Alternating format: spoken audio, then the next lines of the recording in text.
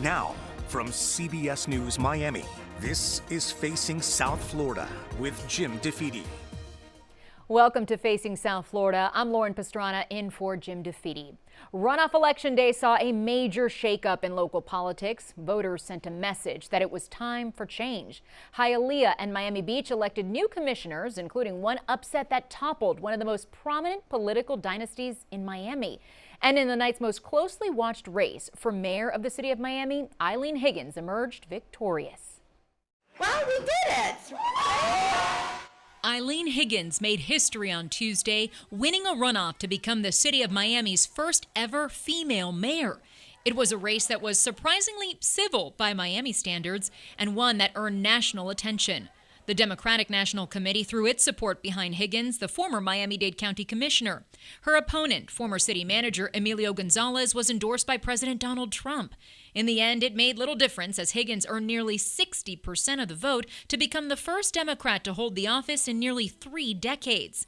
Now begins the work to fulfill her campaign promises, like easing the city's cumbersome permitting process and the affordability issue. We are the tip of the spear of the affordability crisis in America.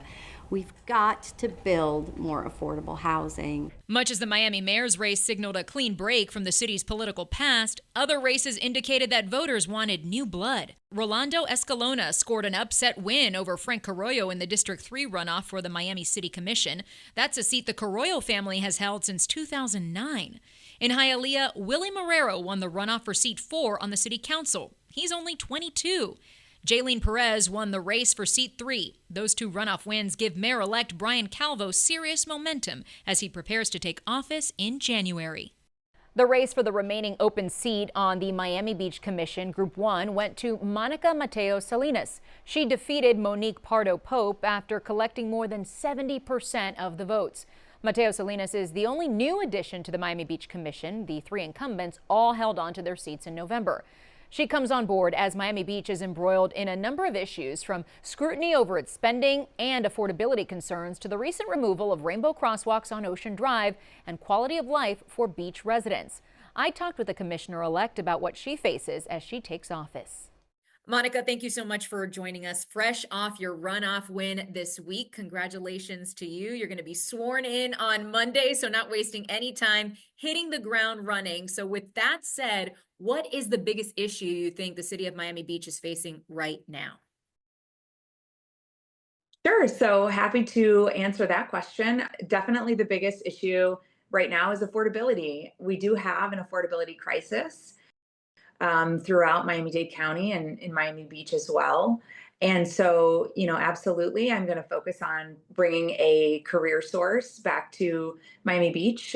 There are folks who have found themselves unemployed, whether it's because of the seasonal nature of our jobs here, the hospitality industry, or other type of issues that's facing folks. We do need services, and we need affordability services, as well as possibly looking at some options for affordable housing. So there's a lot that I want to do, and all of it focuses on our residents and how can we help them have the best quality of life here in Miami Beach.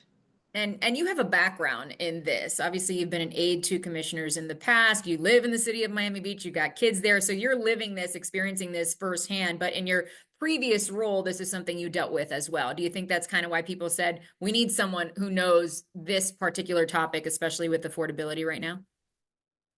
Absolutely. I have worked with residents here in the city of Miami Beach as a former commission aide, and they know how hard I worked for them. They know I always returned their calls and their emails in a timely fashion. They know I was responsive, I listened, I cared, and I got results. I got stuff done for them. And people really want a government that they can interface with, that listens, that will help them.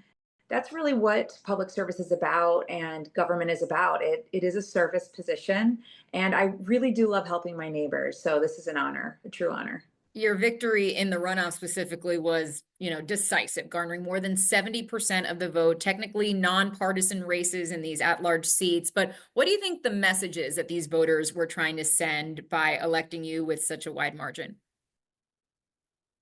I think the message is that experience matters, and people know that I was very qualified to be a commissioner, And I had a lot of experience under my belt with, volunteering with my kids' PTAs and serving on multiple boards and committees and working as a commission aide. And at the end of the day, I was the more experienced candidate. And I think the message is people want to trust their local government. Part of trusting the government is making sure that things are being managed well, that there's transparency. But there have been claims from State Representative Fabian Basabe that there is a lack of financial, transparency, that there's been mismanagement. And an audit has just been announced from the state of Florida to sort of audit the city of Miami Beach. This is now going to be something that you as a commissioner will have to deal with. How do you respond to those allegations, and how do you plan to tackle this moving forward? Well, we all support transparency in government. So, if an audit does indeed happen, then we will open up the books and open up the doors and, allow them to look at whatever they need to look at. And we all want to be better and do better. And that's what we'll do. Let's talk about some of your campaign promises. I looked over your website, and you had quite a robust list of your vision for the city and some of the things that you were running on. Let's start with the trolley service. You want to expand trolley service. We all know transportation traffic seems to just be getting worse by the day. What exactly is your plan to expand the trolley service, but more importantly, actually getting people to use it, to stop driving their cars and to use these alternate forms of transportation? Yes, very important. So I think one of the barriers to riding the trolley is that people don't want to wait for a very long time in the hot sun at the bus stops, when they have to get to work and then they're all sweaty. And so if they only waited 2 to 4 minutes, then more people would take the trolleys. Similarly, if people needed to go grocery shopping, if they didn't have to wait so long, I believe they would take the trolley more often, which is why I've proposed putting more trolleys in the fleet. So that way they can run more efficiency and effectively. And, cleanliness is another issue that I've heard about complaints. And so, let's make sure our trolleys are cleaner and safer and a more functional ride for folks. And I do believe that people will get out of their cars and take the trolley if they know that it will come quickly, it's on time, and they don't have to wait in the hot sun for the trolleys. So that's my first big issue that I want to tackle. I think people will get out of their cars if they have reliable public transportation. Trolleys would just be on the beach, right? Because another, issue that a lot of people say is they want to get from the beach to, the city of Miami. They want to cross over those bridges, and public transit would be a great way to do it, but that has not been available. There's been lots of talk over decades at this point, extending the Metro Mover, things like that. That seems very unlikely, but would trolley service possibly extend to some sort of connection to the city of Miami? That's something that we could explore, doing some type of, partnership with the city or the county. Now that I know that, Mylene Higgins was recently elected as the new mayor of Miami, we'll see if there's some type of partnership that we can do there. And, of course, we have our bus system, which works really well, Miami-Dade County bus system, and anything we can do to talk to the county about increasing bus services would be great. I would be in full support of that. All right, but let's get back to affordability specifically, because transit, that all plays a role. Some people unfortunately are having to live in their cars at this point because it's just too expensive to, pay first, last month's and security on an apartment, on a studio, on an efficiency here. The rent that I paid when I was living on the beach 13 years ago would be a dream come true for people living there now. Talking about you wanted to increase the city's affordable housing index. So basically what you're saying you want to do is you want to increase the number of affordable housing properties, but also increase the people who are making enough money to afford those places. So this is kind of a two-pronged approach, right? How are you going to tackle this? Well, it's definitely a two-pronged approach. That's a good way to put it. It's a very deep issue because it comes back to our housing inventory. And, if government should be in the business of, maintaining and purchasing affordable housing units and buildings, some people think they should, some people think they shouldn't. Also, it depends on the private sector as well in terms of how much housing is built and how much housing is available.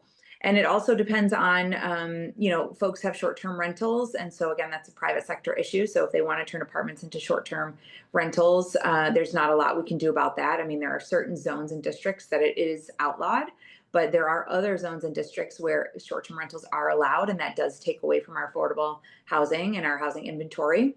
So, there's a lot that goes into this, and we'll see. One of the ideas that I had suggested was perhaps purchasing apartments that were, in a short sale or foreclosed apartments where, that could be a cost saving to the city to buy them below market value. It's something that we will have to explore. And I'll have to see if my other colleagues on the commission want to even tackle the owning property and having the city manage a portfolio of units.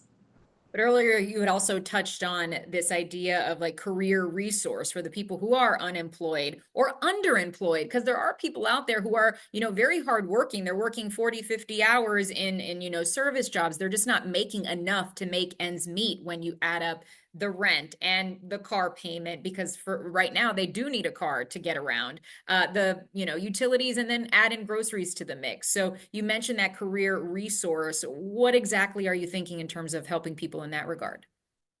Well, if we can get the Career Center South Florida office here again on Miami Beach, it can help folks who find themselves unemployed look for jobs. If they don't have a computer at home, they can apply at the Career Source Center. They have case managers who can help them, look for jobs, print their resume, maybe even, tweak and adjust their resume, because a lot of folks don't have computer skills. Of course, depending on what they have at home. Some folks don't have computers or internet access at home. So that might be a good idea for them to be able to use the Career Source Center. And also they can offer job training assistance. Maybe they'll offer classes. It really depends on the county at this point, but we do need those services for our residents here in Miami Beach. Do you think there needs to be a slowdown to the overdevelopment, or let's call it just development, because overdevelopment suggests that it's out of control, and that's really, up to the beholder, so to speak. So do you think that there needs to be a slowdown in development on Miami Beach? Yeah, I mean, definitely we have a very nice, charming, low scale feel to our beach. We're a beach town, and folks really like that. We do have development projects. We have several every year, and sometimes it's office space that's built. Sometimes it's housing units. Sometimes, in the past, it's been even short-term rental buildings and hotels. So we do need to make sure we're keeping a close eye on all of these projects to make sure we're not overbuilding in one area, such as hotels or short-term rentals. And we really are working with neighborhoods to make sure we're responsive to what our needs are in Miami Beach, and not just, having a lopsided take on what needs to be built and what has been built in the past. So we need to have a measured approach at our development. And one last question, just as we wrap things up and as you await your swearing in on Monday, what do you want to say directly to the people of Miami Beach? Well, first, I'd love to just thank everyone for their love and support and supporting, my vision and my campaign. And I've met so many people and I've made so many great friends throughout this whole process. And I'm just really humbled by their support. And I'm going to work extremely hard to make a positive impact in Miami Beach. And I'm just so grateful for everyone's support. And I'm also grateful, Lauren, for having me today. Really, truly, thank you for this opportunity. Up next, addressing the homeless situation in Miami. Is it getting better or worse? I'll talk with one of the most prominent advocates for people dealing with homelessness when Facing South Florida returns.